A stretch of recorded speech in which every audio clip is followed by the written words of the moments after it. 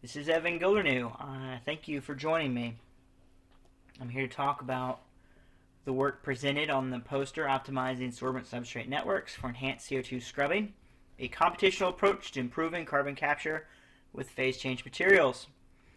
I am a computational engineering PhD student.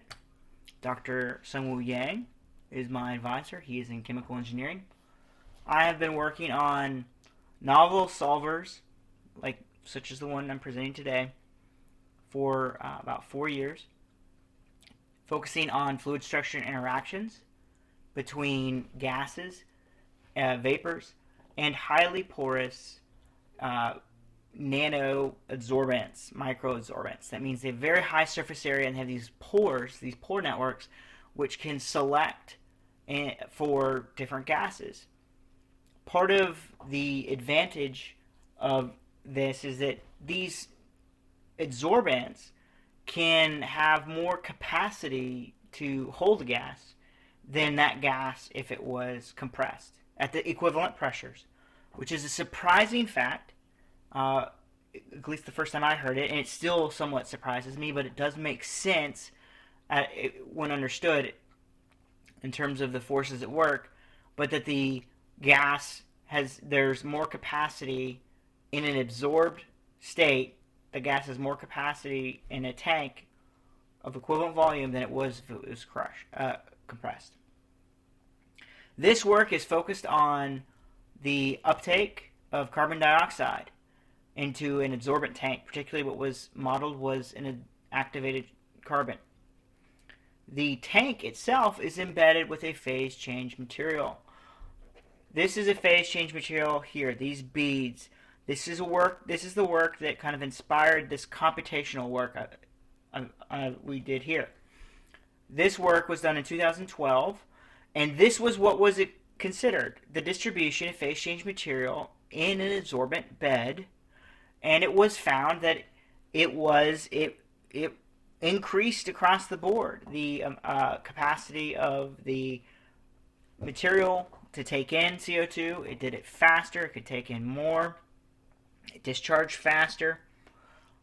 The main benefit here of the phase change material is that as the gas is taken in, the heat generated as the carbon dioxide transitions from a vapor state to an absorbed state, that heat has to go somewhere. And you can capture it and radiate it away, or in this situation, it is used to take the phase change material from a solid state to a molten state itself. The big benefit is the heat isn't gone. It can then be used as the phase change material can then release it. This allows that heat to be useful for discharging the tank. This is one of the main drawbacks of an absorbent capturing CO2, is that it is an energy-intensive process for releasing the CO2. The problem becomes, how do you distribute that material? How do you embed it into the tank? What's the best places? How do you optimize that? I found a small number of papers on including phase changing materials in adsorbents, but I could not find any on modeling the optimal distribution of phase change material in a adsorbent bed for CO2 capture. This would be the first paper when it goes to publishing.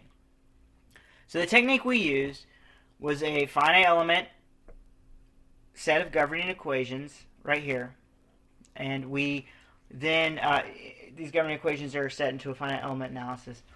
The equations themselves are inputted into a Python solver, a package called Phoenix. The benefit here is complete customization, the complete ability to define how the phase change material melts.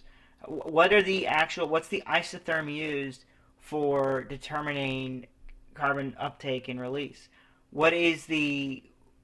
Ultimately, what will be the objective function, which is going to be the mathematical equation that's used to optimize in place the phase change material. And you see that defined over here. The objective function is literally just CO2 uptake, and it's where it is in the tank, and then the equations are able to place phase change material to maximize the CO2 uptake.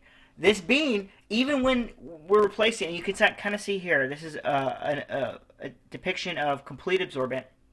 This is absorbent and phase change material, absorbent, phase change material, the phase change material in white, and then all phase change material over here in this block. And in these mesh equations, which are generated by this code, which is the product of this work, that you can see the increasing red is the increasing distribution of phase change material. So even when you replace adsorbent bed with phase change material, because you're able to draw off more heat, the surrounding adsorbent are able to have higher capacity and uptake more CO2, you get more CO2 in the end. And that is what this maximization equation is able to do. And it is applied across the entire computational domain. And it can tell us how to build in the lab a better tank with phase change material included, and we hope to do so. I hope to do so as part of my doctoral work to build some of these and to demonstrate the accuracy of the model. Hopefully, to demonstrate the accuracy of the model or determine where it needs more work. But nonetheless, we are excited that this is at least this far and would be the first publication in carbon capture with these types of materials, whether it be zeolite 13X or activated carbon. These would be this would be the first optimization paper in that area, and hopefully we make it that far. Thank you for your time.